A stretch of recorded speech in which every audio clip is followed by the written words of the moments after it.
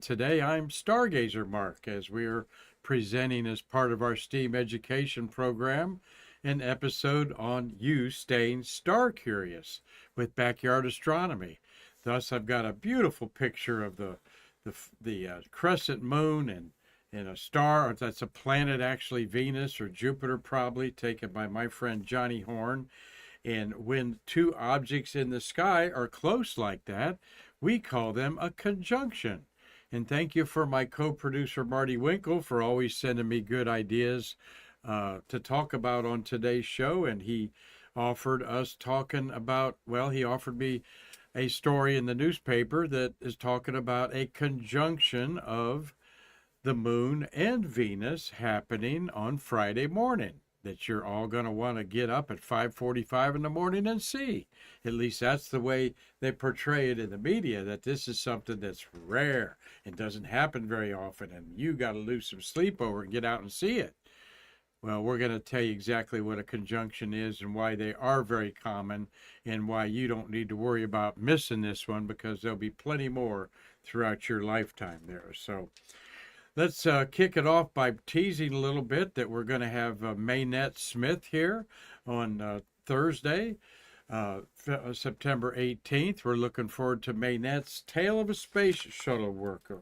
She is a 33-year veteran of NASA, working as a technical and management positions as an engineer and a safety and missions assurance person that is very important. So we're looking forward to Maynette sharing her story with us on Stay Curious tomorrow, and you're going to want to watch it. She's got a lot of friends, including our guy, Mikey Haddad, who's brought so many good space workers to us.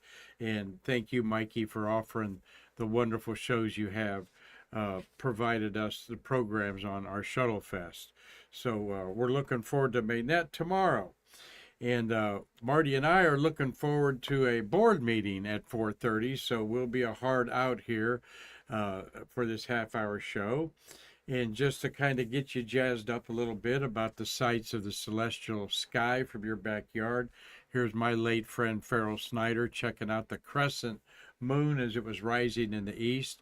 Hanging in the west one evening up in Tennessee. But this will be the scene about Monday in the sky for you early risers, as the moon is in the morning sky going to new phase, and that is awesome for stargazers that want to see the Milky Way. We think of the Milky Way as being a summertime object, but here, the last week of official summer, the Milky Way in September and October is actually more glorious than at any other time of the year. So we'll be getting plenty of staying star curious about the Milky Way through October, as well as I got a little tease for you here at the end of our program today. And looking at the sky is something that's always timeless, meaning the constellations haven't changed their position of stars in thousands and thousands of years. Thus, any star map that you would have from the 1950s, like in an Encyclopedia Britannica or an old stargazing wheel, would be apropos. Where's mine over here? There it is. I've got a couple of mine over here that we use, our star wheels. You can buy them at bookstores, but you line up on the side the date and it shows you in the window the constellations. Or you can download a stargazing map from skymaps.com. It is free, and here is the sky here in the September. And what we have directly, the blue band, is the Milky Way. So it's showing you that September and October, this Milky Way is awesome to see. And so is the Big Dipper is in the sky. I'm not going to give you too many details about this now as we do on other programs. But learn how to use a star map and go outside and relax under the starry sky in your backyard. Get your eyes adjusted. You'll be amazed at the noises you hear in the neighborhood. You might say, gee, I didn't know they had where all these cats come from roaming around at night. And just see some beautiful things in the sky that take you off the earth into the cosmos, where we truly belong as an earthling on this third rock from the sun called Earth. Well, what Marty emailed me about today was on September 19th, okay, Friday morning, look into the east at 5:45 a.m., I believe. You're going to see the moon and a real bright star close to each other and another star. The real bright star is Venus, the other star is Regulus, the bright star of Leo the lion. Regal, think it was named after this constellation that looks like a side view of a lion. His mane is a backward question mark, and we'll see another view of it here. But this is what they call a conjunction. Okay, so what is a conjunction, Marty Winkle? Okay, it's not a petticoat junction. All right, ha ha ha. One of the popular shows of the 70s there. No, a conjunction is two objects appearing close together in the sky. All right. They can be solar system objects. They can be solar system objects and stars. It can be a planet close to a star, one of the 30 or so bright stars in the sky that are very bright. There's also a thing called a superior and inferior conjunction when the planets Venus and Mercury that are before the Earth, they're the first and second planets, Mercury and Venus, when they are on either side of the sun or close to the sun, those are called an inferior conjunction when it's close to the sun or superior when it's away from the sun. Yeah, petticoat junction. For you baby boomers out there, right? Who could you remember that, don't you, Marty? Oh, for sure. Yeah. Yeah. There's some Uh, good-looking women on that show. Absolutely, yes. They're always taking a bath up there in the water tower, and then people are drinking that water. No, they're using that water for the steam engine that goes between Pixley and what was the other Pixley and the towns there. Anyway, some good mindless sitcom entertainment there. All right. Also, conjunctions are talked about a lot in astrology. Okay. Astrology, when I think astrology and want to explain it to people, I say, comic books, that's astrology. Okay. The physics book in your high school class or college class, that's astronomy. Okay. So astrology takes the star patterns and the motions of the moon and the planets and the sun and adapts them to a mythology of sorts that thinks they can predict your future and other things. But no, I don't think they can. However, there are some weird things about astrology, I'll admit. I'm a Scorpio, and Scorpios are supposed to be outgoing and leadership and all that, and basically I do kind of fit that mold. However, we'll have a show on astrology one day, how it's misaligned in the 21st century with the way it was 200 years ago, even. But think comic books, what do you think astrology? But they talk about the conjunction of Mars next to Regulus in Leo means that you're going to make a lot of money this week, for example. Yes, Marty. Hey, Carlton said Hooterville. Hooterville. Thanks, Okay, so Carlton. yeah, Hooterville and Pixley. Okay, of course Hooterville there. All right, everybody. Thank you. Let me get I forgot to beam you all up in there. Uh, got Carlton Bailey watching and need to talk to you, Carlton, when you want to come back on the show. We had to cancel because of our fire. We got RG Jubilee there, Dean Babcock, Robert Law. Quick show today, everybody. Dave Stingy, Mitch Rothman, Man Space, and Tommy Usiak. Yep, Hooterville. There you go. Conjunction Junction in Scholastic Rock. There you go.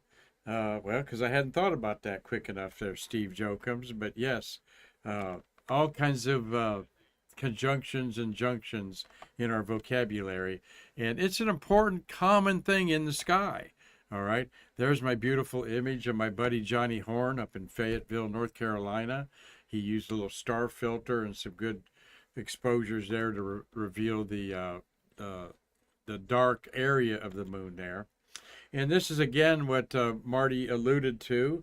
No, this is a conjunction in 2019. I'm going to show you some pictures of conjunctions over the decades that people have gotten excited about. When the 25-day-old moon And I should have put my moon chart in there to talk like an amateur astronomer. That means it's just 4 days before new moon, so it's going to be a thin crescent. And Venus and Jupiter were on either side of it, and the bright star Antares in Scorpio was to the right of it there. On Thursday morning, January 31st, 2019, okay, at 7 a.m. And this is the way it looked in the United Kingdom there, Robert Law. So these are happening all the time. This is not a rare event. It might be several years between when Venus, like it's going to happen in the morning sky, Friday morning, you've got the moon, Venus, and the bright star Regulus meeting. Now, this might happen once every, I'm just going to guess, 8 or 9 years, maybe 5 years. But the moon is always going to be close to Regulus because the moon is in the zodiacal band of 12 degrees where all the planets, sun, and moon are found. So this is very common that the moon is next to the bright stars, particularly of Leo and the other zodiac constellations. And what time does that say there, Marty? 5:45 a.m. Central Daylight Time. So that'd be 6:45 a.m. It would be over. Sun rises a little after 7. So you're going to have to lose some sleep to see it right away. However, the moon will go to the left and set earlier in the morning. Venus will start moving away from Regulus. And those are fun things to watch. Well, how do we talk about this? Let me look here. You see the 10 degree on the right-hand side. That shows you 10 degrees of the sky is within that band there. Think of a road map that many of you haven't looked at in probably a decade because we all got Google Maps. But even Google Maps has on there a little legend, they call it, of how many miles is this little width of hash marks on the screen. So these hash marks are 10 degrees apart. Now, how much is 10 degrees, you say? Well, we'll tell you in a minute. Talking about degrees in the sky is how astronomers talk about where an object is.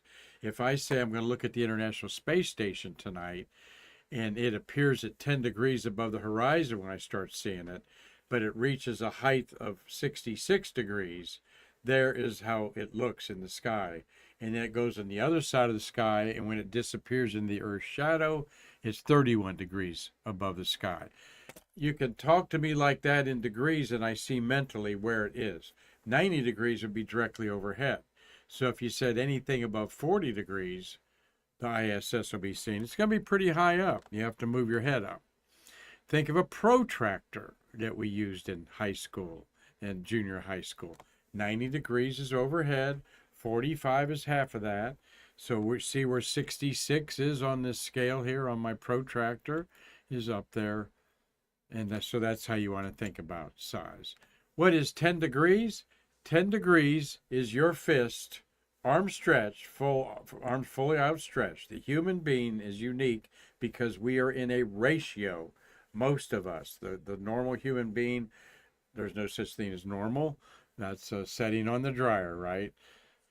But the average human being's shape, no matter whether they're 6'5" or 4'5", is their arm stretched out, their hand will cover the fist 10 degrees of the sky. Scout's honor sign, 5 degrees of the sky. And there you see the Big Dipper, the pointer stars, the point to Polaris are 5 degrees apart in our handprint. And you go rock and roll signal, that's 15 degrees apart.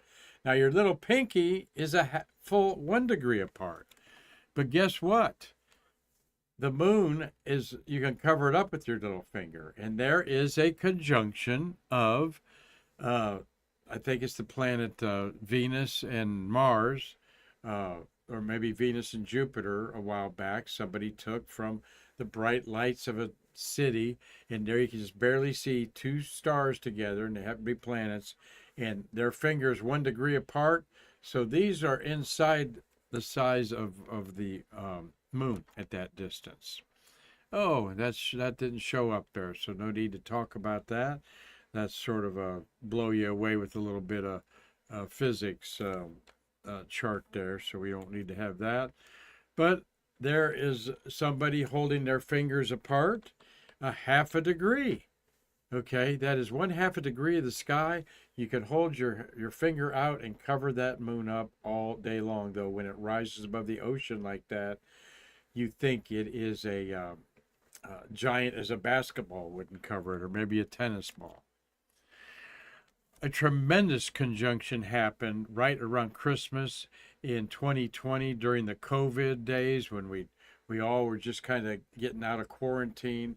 And I remember meeting some friends on the road to Sanford, Marty, on 46 to pull off the road and see Saturn and Jupiter were 1/10 of a degree apart.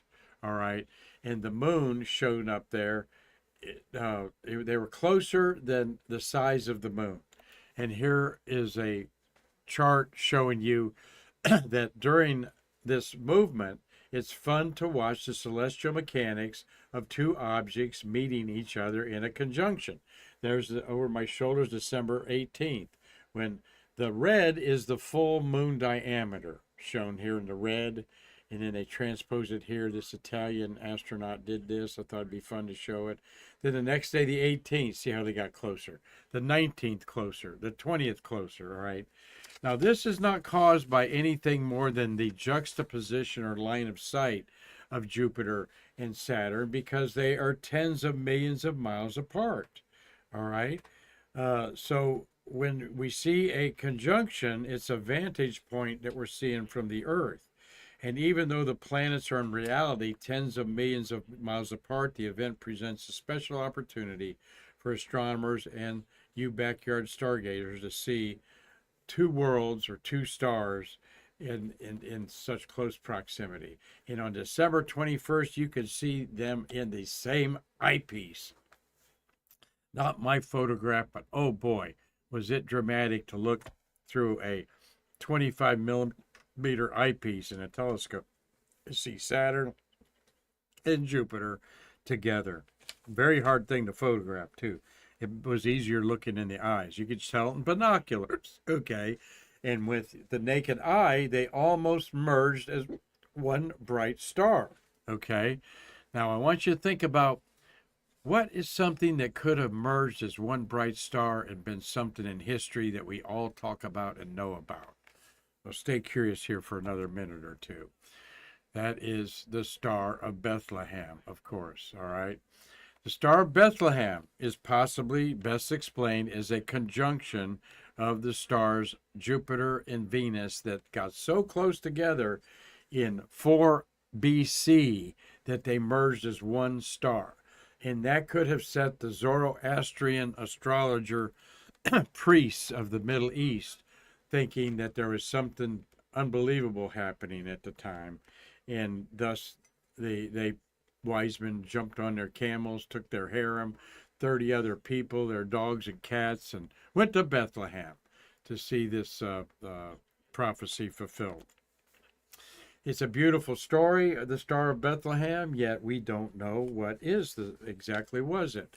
We know it wasn't a meteor or a comet because those would have been recorded and noted through history. It wasn't a star that blew up in the sky because people would have saw it. In the Bible, the only documentation of this, the King Herod asked, "Where is the star?" That so it wasn't something he just went out and could see like a bright conjunction unless it was pointed out to him. But could it have been Jupiter and Venus merging as one? You bet. There's a photo I took of when Jupiter and Venus started merging as one in late June, early July of, I think, 2019, somewhere around in there.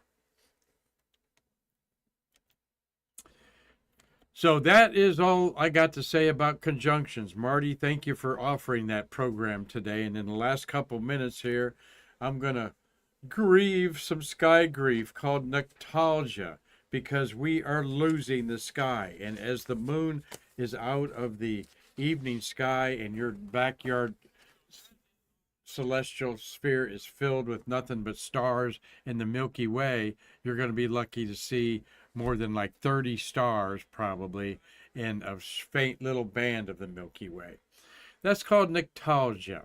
meaning sky grief. And this chart shows what astronomers call a term bortle, where the higher the number, the darker the skies.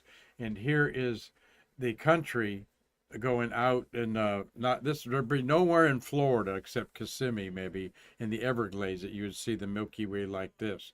But as you go close to the suburbs and the city, we're more like over here to the right in the 5 area. But when you're in the big city, there's no hope to see any of the stars except a bright planet and the moon. So I encourage you to go to a dark sky site over this weekend. Maybe you love camping. Maybe you're in the mountains. Maybe you're in the beach. Although beaches, you got to get away from the hotels and stuff on the beach. Here, the beaches I need to go to are probably north of here, between here and Daytona Beach, for example, would be a lot darker. And experience the starlight of the Milky Way yourself. All right, again, city, suburban, rural, and dark skies here, like out in Midwest of deserts of Arizona, or out on a ship at sea. All right, we're the suburban skies, okay, that we're looking at there. So it's worth it to get outside. There are 3 bright stars hidden in this Milky Way photo that I took from a mountaintop several years ago, and that is the summer triangle. Though we're in the last week of summertime, with next Monday be the first day of autumn, the autumnal equinox, when we will have about 12 hours a day and 12 hours of night. And then we start getting 4 minutes more of night every day for about a month, and then it slows down to about 3 minutes, and then 2 minutes, and then 1 minute, until it stops, and we go in the other way after the winter solstice on December 22nd. So Vega, Deneb, and Altair are straddling that Milky Way like that. And keep in mind, this is what the Milky Way is. We are there. We are just a part of this gigantic galaxy that has a little bar in the middle of it. We're out at the outer edge looking into, when we see the Milky Way, we're seeing this stretch just inside the center there.